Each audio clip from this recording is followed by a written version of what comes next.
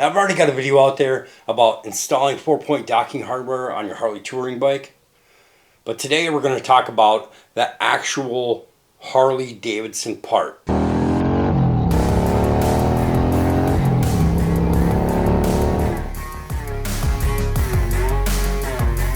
This is the low-cost alternative that you can get on Amazon for a fraction of the cost of the Harley Davidson ones. These already come pre-assembled, and that's what I showed in my previous video. There are a few key differences, especially in the hardware. You'll notice that these are assembled similarly, but they use a flathead Allen with a washer to hold them. Whereas the Harley Davidson style is a lot nicer, and they have these bevel head bolts that sit flush in this piece. These served a purpose. As far as I'm concerned, I never really needed a backrest or a purpose for these until my girlfriend moved back from Idaho. I'm not putting my trust in these. I'd rather have the genuine product because the bike, it's not slow, but it's not the fastest, but I can push her back in that seat, and I want to make sure that she's safe back there. What we're going to need is Loctite. We're going to use blue on all the smaller bolts and then red Loctite when we put it on the motorcycle. And we'll move there in a minute. I'm going to show you how to assemble these here on my bench. And if you look at these, you're going to know which side goes where, because one's shorter and one's longer, so one has the spacer as well. So between all four of these, there is no difference. Although I would have liked to have stepped here on the back, because if you grab these nice chrome washers that they give you for this, they just kind of sit on there.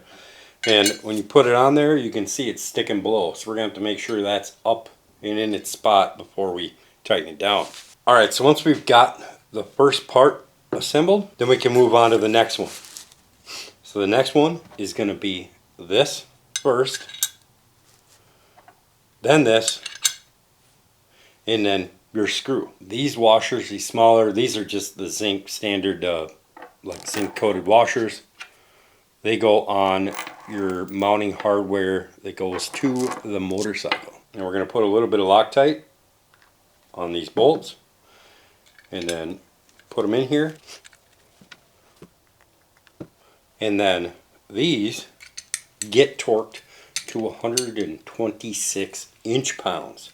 This is a quarter 20. That's a little bit high for a quarter 20. Normally it's around 120, but it's still within the range. You can do 120, you can do 126. I recommend doing what the instructions or the manual for your bike says. I'm going to get these screwed in more by hand so I can line up that washer. So when you're installing these, there are little dots on here, and there's adjustment points. So right now I have the fat flange in first, as well as this one. Now there is adjustment. You could turn this around if you need your accessory is not lining up properly. You kind of got to bend it out a little bit. You can turn this around so you can get a little bit more adjustment. Now if your accessory is rattly, these have fat and skinny spots where if your dock is a little bit loose and it's kind of rattling on there, you can go ahead and turn this so one dot is here and one dot is here at 90 degrees, and that will give you the fatter, I believe it's the fatter part of it, so you can stop that rattling. But I'll cover that more when I get to mounting the backrest on there after these are mounted on the motorcycle. Now one thing you might or might not notice with these, the low-cost alternatives, they use the same style spacer, but they have the same exact width here and here. So you may have an issue with these cheaper ones where if you have the washer in there and you put the fat side here, it might be a little bit too far out. This one, where it's adjustable, but this one, you don't get a choice. It's the same on each, and it is what it is. You're going to pry your accessory out. Easy way to remember which way this docking hardware goes. 2, always go forward. So to stop these from clanging into the fender or rubbing on anything else, we're just going to get these hand run in there with the socket. And these get torqued to 20 foot-pounds. Those are now installed. From here, we're going to want to put on the other side and then mount our accessory so we can try to determine if we need to turn these to a different position in case they rattle. Okay, like an idiot, I recorded setting these up properly without plugging the mic in. What you want to do is you want to get your accessory, make sure it's pushed all the way on, and then lay it back here and see how it mounts.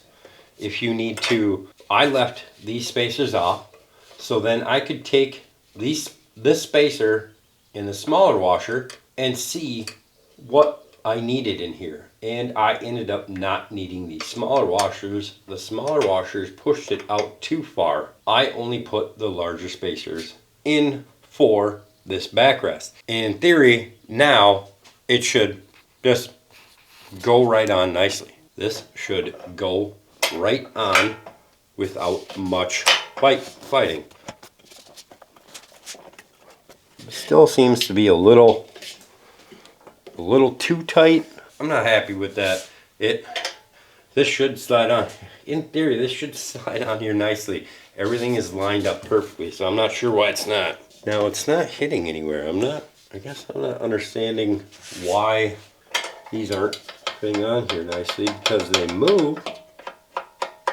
Okay, so what I ended up trying to do is I loosened these up and just let this thing sit on here. I found it instantly when it moved these little docks around, it kind of found the spot that it wanted. So now it's that easy. They're a little bit stiffer getting them off, but it gets on there perfect. Latch, latch. So I'd recommend that. When you're putting these on, get your spacing set up correctly, and then like this one here, that mark is at like a 45-degree angle going this way, and this one is flat back here, I believe. Yeah, this one's kind of right about like that. So they kind of found the spot where they wanted to sit. Now they've got these set up. If you have an accessory, tour pack or whatever, you're going to want to set these rear ones up as well. All right, guys, that's it for the 4-point docking hardware. This setup is a little bit different than the low-cost alternative ones. The low-cost alternative ones already come assembled. You just put them on. These are made for fine adjustments based on the accessories and how they fit, because whether you like it or not, there are manufacturing tolerances that can come into play. All right, guys, I want to thank you for watching. Thanks, and remember, here at V-Twinkie, we build it to ride.